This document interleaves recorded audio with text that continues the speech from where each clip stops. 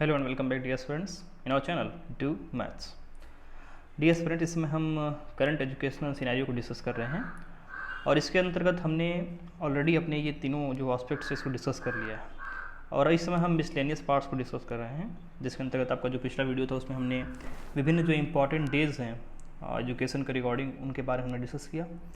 और भी कुछ चीज़ें आपकी रह गई हैं जो कि कुछ एक्ट हैं या फिर कुछ कमीशन ऐसे रह गए हैं छोटे छोटे, और कुछ संस्थाओं के बारे में आपको जानकारी देनी है और कुछ स्कीमों के बारे में जानकारी देनी है। तो वो सब चीज़ें अब हम मिसलेनियस वाले पार्ट में कवर करेंगे।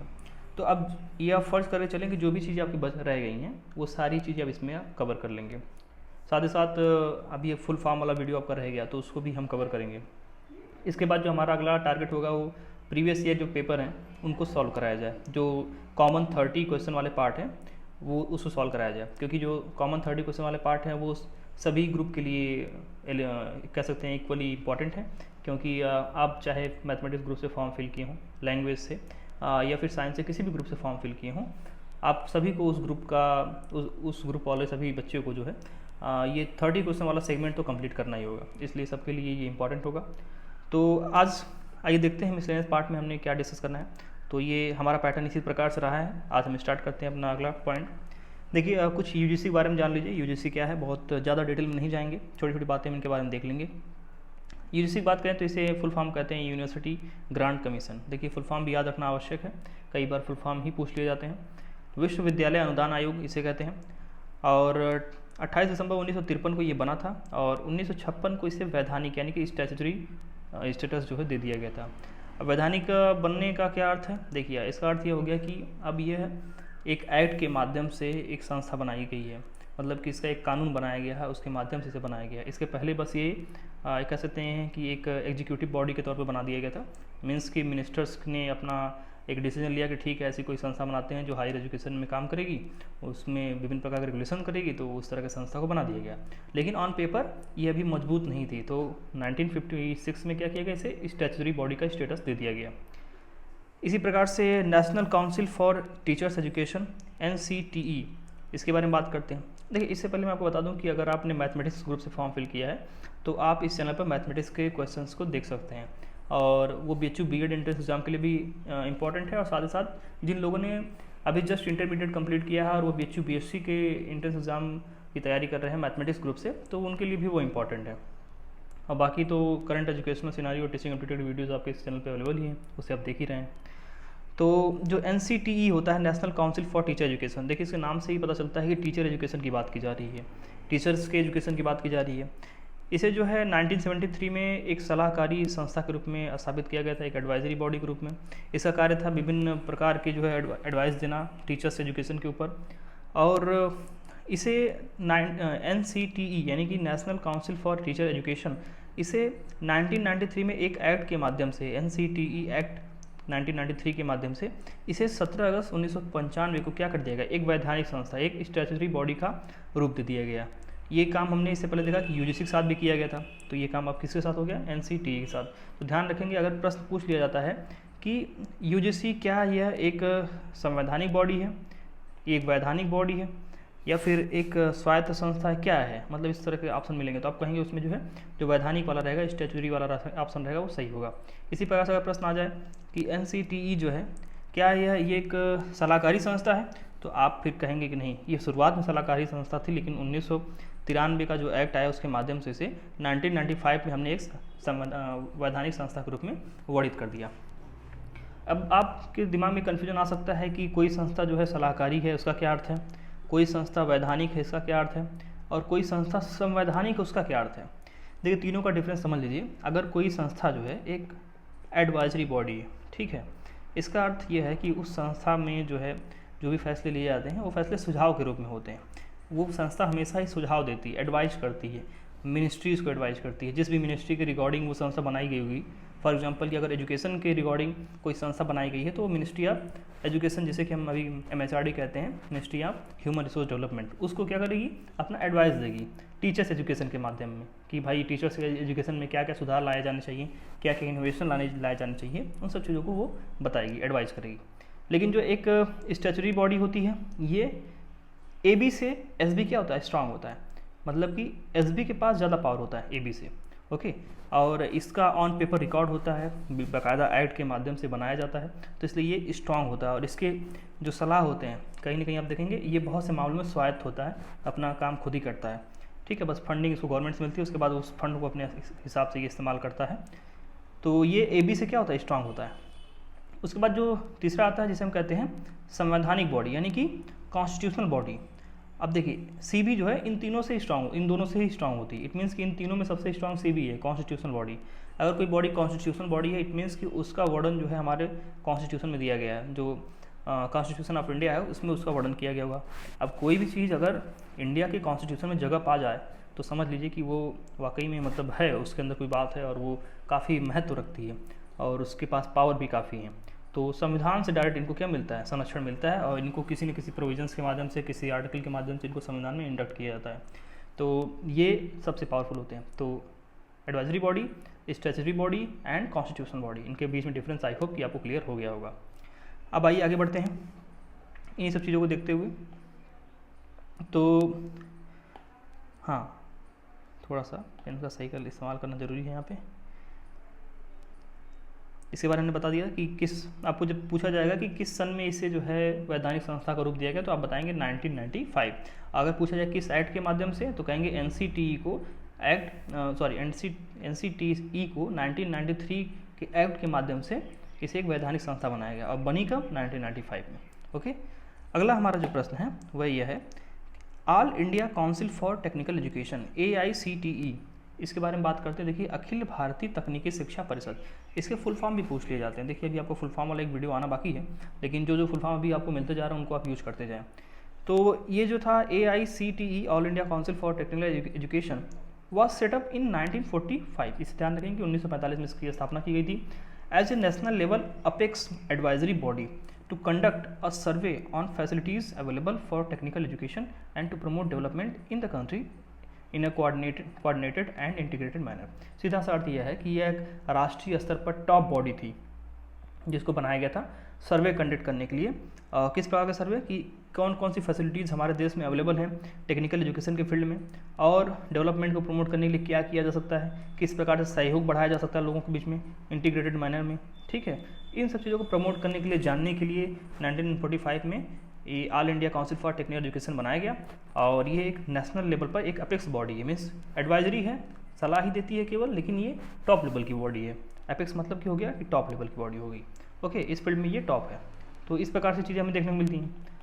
और अगला हमारा जो है उसे हम कहते हैं national council of educational research and training. इसके बारे में तो आप सभी ने सुना ही होगा, काफ़ी पॉपुलर है, जिसे हम शॉर्ट में कहते हैं NCERT। ओके, तो NCERT को हिंदी में कहते हैं राष्ट्रीय शैक्षिक अनुसंधान और प्रशिक्षण परिषद। अब देखिए आपको NCERT का फुल फॉर्म पता होना चाहिए, ये भी आपका एक प्रश्न है। देखिए इसे एक स्वायत्त संस्था के रूप में 1961 में स्थापित किया गया है। इसका जो मुख्य कार्य है वो क्या है कि केंद्र और राज्यों को जो स्कूली शिक्षा है उसको गुणवत्तापूर्ण बनाने के लिए सहयोग और सलाह देने की बात की जाती है। और आप जानते हैं कि इसके अलावा ये बहुत से और भी कार्य करती है, जैसे कि जो सिलेबस है उसमें सुधार करने का कार्य, प्लस ढेर सारे बुक्स प्रिंट करने का कार्य भी इसका होता है। जैसे आपने NCERT के बुक देखे होंगे, काफ़ी पॉपुलर है मार्केट में, तो उन सब चीज़ों का भी ये जो है निर्वहन करते हैं। और इसी प्रकार से इनकी जो है लगातार केंद्र में और राज्यों में जो स्कूल हैं उनमें लगातार अच्छी गुणवत्तापूर्ण शिक्षा लाने में योगदान बना रहता है। तो ये हमने NCERT के बारे में देखा। देखिए ज़्यादा हमने इसमें डिटेल नहीं लिया है, बहुत छोटे छोटे पॉइंट्स लिए हैं, और इसके माध्यम से आप समझिए कि चीज़ें बहुत ही आसान हो जाएंगी, और ज़्यादा आपको यहाँ पे याद करने की आवश्यकता नहीं, बस उतना ही याद रखें जितना कि आपको लगे कि हाँ ये आवश्यक है। ओके, आइए बात करते हैं अगला। इसके बारे में बात करते हुए कहते हैं कि थोड़ा सा ये इसको हटाना पड़ेगा क्योंकि ये दिखाई दे रहा है। हाँ, तो ये है national institute for the empowerment of persons with visual disabilities, यानी कि दिव्यांगजन, जिसे हम दिव्यांगजन कहते हैं, उनके बारे में बात की जा रही है। और इसे हम शॉर्ट में कहते हैं NEPVD। इसके बारे में हम ये कहते हैं शॉर्ट में। सॉरी बैटरी थोड़ी लो है, लेकिन इसे हम मैनेज कर लेंगे, आप इसके लिए परेशान ना हो। लेकिन पहले इसे हम NIVH के नाम से भी जानते थे, जैसे कि national institute for the visually handicapped, इसके रूप में भी पहले जाना जाता था। तो अगर कहीं NIVH दिखे तब भी आप कंफ्यूज ना हो, और NEIVD दिखे तब भी आप कंफ्यूज ना हो। और इसे हम हिंदी में कहते हैं राष्ट्रीय दृष्टि दिव्यांगजन सशक्तिकरण संस्थान। तो इसे भी आप ध्यान रखेंगे, इसका फुल फॉर्म आप जरूर से याद रख लेंगे, इंपॉर्टेंट है। 1951 में इसे स्थापित किया गया और 1982 में इसे हमने स्वायत्त संस्था का दर्जा दिया। ये दोनों ही फैक्ट आप इसे ध्यान रखेंगे, बहुत ज़्यादा हमने फैक्ट नहीं डाला इसमें, लेकिन जो भी डाले गए हैं वो इंपॉर्टेंट और ठोस फैक्ट है। ओके, तो एक बार इसे आप देख लेंगे। इसके बाद हम बात करते हैं national institute of educational planning and administration. देखिए इसकी सिंपल सी बात यह है कि इसे शॉर्ट में कहा जाता है NIEPA, और ये जो नामकरण था ये नामकरण 1969 में किया गया, इससे पहले इसका ये नामकरण नहीं था, और इसकी स्थापना जो है वो 1962 में कर दी गई थी। तो NIEPA के बारे में अगर पूछा जाए तो उसका फुल फॉर्म याद रखें आप, और प्लस ये ध्यान रखें कि इसको किस सन में स्थापित किया गया है और इसका नामकरण जो है क्या किया गया है, इसको भी आप ध्यान रखें। ओके, अब आइए बात करते हैं, आपने बहुत सुना होगा डाइट के बारे में, डाइट के बारे में आपने काफ़ी सुना होगा, और हर जिले में एक डाइट होता है, ये भी जानते हैं आप।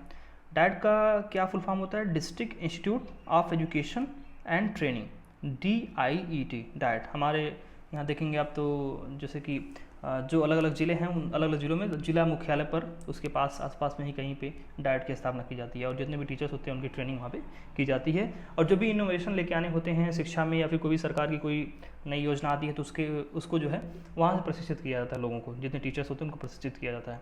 इसकी स्थापना जो है 1991 में की गई थी।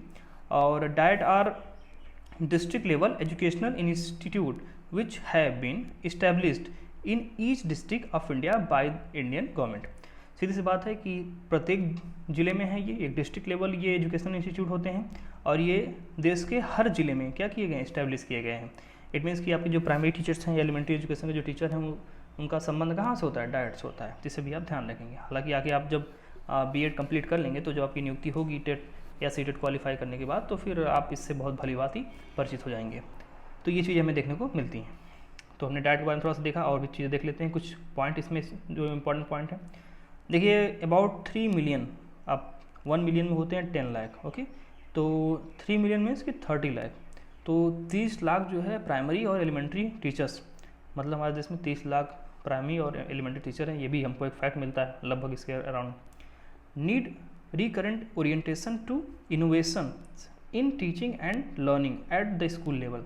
जो हमारे टीचर्स हैं उनको ज़रूरत होती है इनोवेट करने की, उनको ज़रूरत होती है लगातार नई नई चीज़ों को सीखने की स्कूल लेवल पर, और the DIET has been charged with this responsibility. और ये जो रिस्पॉन्सिबिलिटी होती है, जो जिम्मेदारी होती है टीचर्स को नए नए इनोवेशन से अपग्रेड कराना, साथ ही साथ नए नए कार्यों से अपग्रेड कराना, और जो नए नए लर्निंग पैटर्न हैं उनसे अपग्रेड कराते रहना, तो ये सब जिम्मेदारी जो दी जाती है वो डाइट को दी जाती है।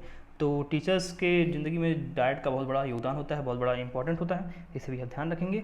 तो इस प्रकार से डाइट कार्य करता है। इसके बारे में फुल फॉर्म इसका याद रखेंगे, इस्टेब्लिशमेंट कब हुआ था ये भी ध्यान रखेंगे, और इसके कार्य क्या होते हैं इसको भी आप ध्यान रखें बाकायदा।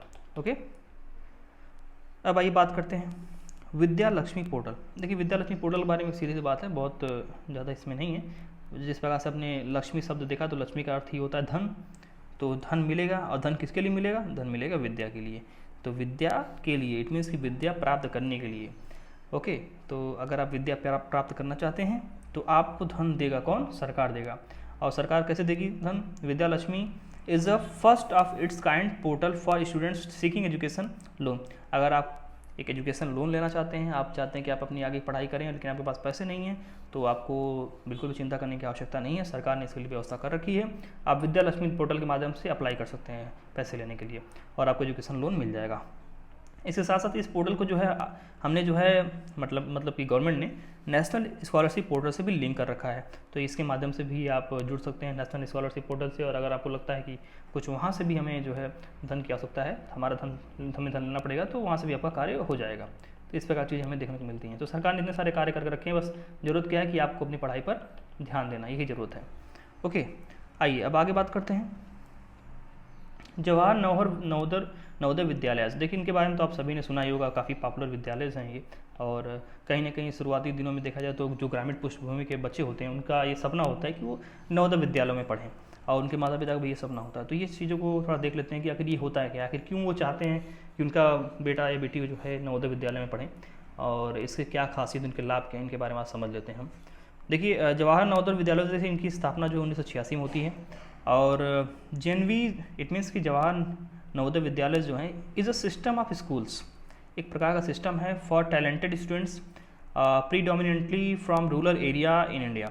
ऐसे छात्र जो रूरल एरिया से आते हैं, रूरल इंडिया से आते हैं, और वो क्या हैं, टैलेंटेड हैं, ओके, और काफ़ी अपने फील्ड में, इट मीन्स कि अपने एजुकेशन में जो भी उन्होंने पढ़ाई करी है, ठीक ठाक पढ़ाई करी है, and they are run by Navodaya Vidyalaya Samiti new Delhi. तो वो लोग जो हैं इसमें क्या करते हैं, इसमें एडमिशन पा लेते हैं। एक एंट्रेंस एग्जाम होता है जिसके माध्यम से वो उनका एडमिशन होता है, और ये जो जवाहर नवोदय विद्यालय है, ये नवोदय विद्यालय समिति के माध्यम से, जो कि न्यू दिल्ली में स्थापित है, इसके माध्यम से इसको रन किया जाता है, चलाया जाता है, ओके। तो हमने देखा कि क्या है, किसी माध्यम से ये नवोदय विद्यालय चलाए जाते हैं और इसमें कौन से लोग आते हैं, ओके। एक बात और जान लेते हैं इसके बारे में कि ये एक ऑटोनॉमस ऑर्गेनाइजेशन है। ऑटोनॉमस में इसकी एक स्वायत्त संस्था है, और ऑटोनॉमस का मतलब ये होता है कि इसमें ज़्यादातर जो फैसले होते हैं वो खुद यही लेते हैं, उनके फैसलों में सरकार इंटरफेयर नहीं करती है। तो ऑटोनॉमस का मतलब ये हो गया। एंड जवाहर नवोदय विद्यालय जो हैं आर फुल्ली रेसिडेंशियल, मतलब कि आपको पूरा रहने के लिए जगह मिलेगा, आपको घर मिलेगा, आपको कमरे मिलेंगे रहने के लिए, सोने के लिए बेड मिलेगा, खाने के लिए खाने मिलेंगे, तो ये सब चीज़ें आपको मिलेंगी, ओके, पहनने के लिए कपड़े मिलेंगे, फुल्ली रेसिडेंशियल है ये। एंड को एजुकेशनल स्कूल्स, मतलब कि आपके मतलब बॉयज़ के साथ साथ गर्ल्स भी यहाँ पे एजुकेशन ले सकते हैं, तो एक तरह से जेंडर इक्वल है ये। और अफिलेटेड टू द CBSE, और ये CBSE से अफिलेटेड है। ध्यान रखेंगे कि कहीं आप कंफ्यूज ना हो जाएं, अगर ऑप्शन में पूछ दिया जाए कि ये CBSE से अफिलेटेड है या फिर यूपी बोर्ड से या फिर केंद्रीय विद्यालय से अफिलेटेड है, कोई भी पूछ देता है ऑप्शन में, तो आप कहेंगे नहीं, ये तो CBSE से ही अफिलेटेड है। और इसमें 6 to 12 स्टैंडर्ड के बच्चों को एजुकेशन दिया जाता है, जिनकी एज जो है 11 to 9 ईयर के बीच में होती है, 11 to 19। तो ये कुछ इंफॉर्मेशन है जो हमने देखा जवाहर नवोदय विद्यालय के बारे में। कुछ बातें और देख लेते हैं। देखिए, इसको जो है इस्टेब्लिश किया गया था 1985 to 86 के बीच में, इसी दौरान इस्टेब्लिश किया गया था। लेकिन जो ये इस्टेब्लिशमेंट प्रोसेस था, ये आया कब, जो हमारा नेशनल पॉलिसी ऑन एजुकेशन 1986 था, इसमें ये बात चर्चा की जा रही थी, तो उसी के माध्यम से उसको इस्टेब्लिश किया गया। वर्तमान में अगर देखें तो लगभग 660 जवाहर नवोदय विद्यालय हमारे देश में हैं, लेकिन ये अभी सभी कार्य नहीं कर रहे हैं। इसमें से ऑलमोस्ट 550 कार्य कर रहे हैं। उसके बाद के कुछ हैं जो कि सेमी फंक्शनल हैं, कुछ फंक्शनल हो चुके हैं और कुछ अभी फंक्शनल नहीं हैं। तो लेकिन फिर भी मोटा मोटी आप समझ लें कि लगभग 500 550 से ऊपर जो है कार्य कर रहे हैं स्कूल। तो ये हमने एक इम्पॉर्टेंट जो है यहाँ पे इन्फॉर्मेशन देखा जवाहर नवोदय विद्यालय के बारे में। आई होप कि आपको आप समझ में आ गया होगा कि जवाहर नवोदय विद्यालय क्या करते हैं और इसमें कैसे एजुकेशन ली जाती है। इसी प्रकार से इसी कॉन्सेप्ट पे बेस्ड एक तरह से कह सकते हैं कि एक और रेसिडेंशियल स्कूल, मॉडल स्कूल खोला गया है सरकार के द्वारा। उसका नाम है Eklavya model residential school, EMRS। देखिए, एकलव्य मॉडल रेसिडेंशियल स्कूल का कार्य क्या है। सही से अगर देखा जाए तो एकलव्य कौन था, तो आप देखेंगे कि एकलव्य एक वनवासी था, और एक तरह से कह दें अगर और बढ़कर आगे तो उसे कह देंगे हम एक आदिवासी था। तो एक आदिवासी था एकलव्य, और क्या करता था एकलव्य शिक्षा ग्रहण करना चाहता था, लेकिन प्रॉब्लम क्या थी उसके पास कोई गुरु नहीं थे। इसलिए उसने क्या किया, गुरु द्रोणाचार्य की मूर्ति बनाकर उसे ही एक तरह से अपने जो शिक्षक का केंद्र मान करके अपना खुद से प्रैक्टिस करके अपना शिक्षा ग्रहण करता था। तो एकलव्य का जो ध्येय था, एकलव्य की जो इच्छा थी कि मैं शिक्षा प्राप्त करूं और अपने गुरु को एक दिन दिखाऊं कि हाँ, मैंने आपसे शिक्षा प्राप्त करके अपने आप को इस काबिल बनाया है। तो ऐसे बहुत से एकलव्य हमारे आदिवासी क्षेत्रों में हैं जो कि शिक्षा ग्रहण करना चाहते हैं, लेकिन उनको या फिर कोई फैसिलिटीज़ नहीं होने की वजह से, या फिर कहीं ना कहीं इकोनॉमिक रूप से बहुत ही कह सकते हैं कि बहुत ही अनस्टेबल होने की वजह से, पुअर होने की वजह से वो स्कूल्स के खर्चे नहीं उठा पा रहे हैं, तो इस वजह से वो एजुकेशन नहीं ले पाते हैं। तो ऐसे बच्चों का जो समस्याएं हैं, उन समस्याओं को समाधान करने के लिए सरकार ने ये एकलव्य मॉडल रेसिडेंशियल स्कूल की व्यवस्था की है। तो EMRS का कार्य क्या है। देखिए, ये कार्य है कि रेसिडेंशियल स्कूल है, इट मीन्स कि बच्चे को रहने की भी व्यवस्था दी जाएगी, उसको खाने पीने की व्यवस्था दी जाएगी। तो एक तरह से जो माता पिता हैं उनके कंसर्न जो बच्चे की परवरिश को लेकर के, शिक्षा को लेकर के, खाने पीने को लेकर के जो रहेगी वो खत्म हो जाएगी। और इसे शुरू किया गया था 1997 to 1998 के बीच में, to impart quality education to ST scheduled tribes, ST children in remote areas in order to enable them to avail the opportunities in high and professional educational courses okay, and get employment in various sectors। क्या काम है कि जो ST जो बच्चे हैं, जो scheduled tribes के बच्चे हैं, जो रिमोट एरियाज में रहते हैं देश के, उनको ये अवसर मिले, उनको ये अपॉर्चुनिटी मिले कि वो भी क्या करें, प्रोफेशनल एजुकेशन को ग्रहण कर सकें और आगे भविष्य में उस एजुकेशन के माध्यम से कोई भी सर्विस में, कोई भी सेक्टर में वो सर्विस कर सकें, एम्प्लॉयमेंट अपनी जनरेट कर सकें। तो ये उनको अपॉर्चुनिटी देने का कार्य यहाँ पे किया जा रहा है एकलव्य मॉडल रेजिडेंशियल स्कूल के माध्यम से। तो इस बारे में भी आप समझ लें। कुछ बातें और देख लेते हैं इसके बारे में। देखिए, इट फोकसेस, इस बात पे फोकस करता है, it focuses on all round development of the students. सिर्फ उनके शिक्षा पर फोकस नहीं करता, बल्कि ये उनके हर प्रकार के डेवलपमेंट पर फोकस करता है। ये भी इसकी एक क्या है, खास बात है। Each school has a capacity of 480 students. कक्षा 6 से 12 तक के बच्चों को पढ़ाया जाएगा और हर स्कूल में जो क्षमता है वो 480 बच्चों को लगभग लेकर के पढ़ाने की क्षमता है। और सरकार ने एक ये भी लक्ष्य रखा है कि 2022 तक हर ब्लॉक में, देश में आप जानते हैं कि डिस्ट्रिक्ट होते हैं, उसमें फिर ब्लॉक होते हैं, तो हर ब्लॉक में अगर जिस ब्लॉक में भी 50% से अधिक शेड्यूल्ड ट्राइब्स की जनसंख्या है और कम से कम 20,000 से ज़्यादा ट्राइबल्स हैं, तो वहाँ पे विल हैव एन EMRS, मतलब वहाँ पे एक EMRS की व्यवस्था हम क्या करेंगे, ये सरकार ने ये बात कही है। तो सरकार इस प्रकार से भी अपना देखेंगे कि जो आदिवासी पृष्ठभूमि के जो बच्चे आते हैं उनको मुख्य धारा में लाने के लिए, उनको अच्छी शिक्षा प्रोवाइड करने के लिए इस प्रकार के कदम को अपना उठाया है। तो ये काफ़ी इनोवेटिव कदम है और इस प्रकार से हमने चीज़ों को देख लिया डियर एस्पिरेंट। और कुछ चीज़ें अभी हमारे और हैं जो कि हम आने वाले वीडियोज़ में कवर करेंगे। अगर आपको वीडियोज़ पसंद आते हैं तो आप दूसरों को भी बताएं, उन तक भी इस वीडियो को पहुंचाएं ताकि वो भी इसका लाभ ले सकें। और जैसा कि मैंने बताया कि हमने एक पैटर्न के माध्यम से इसको फॉलो किया है और उसी पैटर्न पर हम चलते चलते इसे कंप्लीट कर लेंगे। और सभी वीडियोज़ जो हैं आपको एक प्लेलिस्ट के माध्यम से प्रोवाइड किया जा रहे हैं। अगर आपको कहीं लगता है कि प्रॉब्लम हो रही है देखने में वीडियोज़ को, तो आप बाकायदा प्लेलिस्ट में जा करके एक सिस्टमेटिक तरीके से अपने वीडियोज़ को आप एक्सेस कर सकते हैं। अब मैथमेटिक्स ग्रुप के हैं तो वहाँ पर मैथमेटिक्स ग्रुप के वीडियोज़ भी आपको मिल जाएंगे। सो डियर फ्रेंड, ये हमारा आज का वीडियो। आई होप कि वीडियो आपको पसंद आया। इसके बाद मिलते हैं अपने अगले वीडियो में, तब तक के लिए नमस्कार।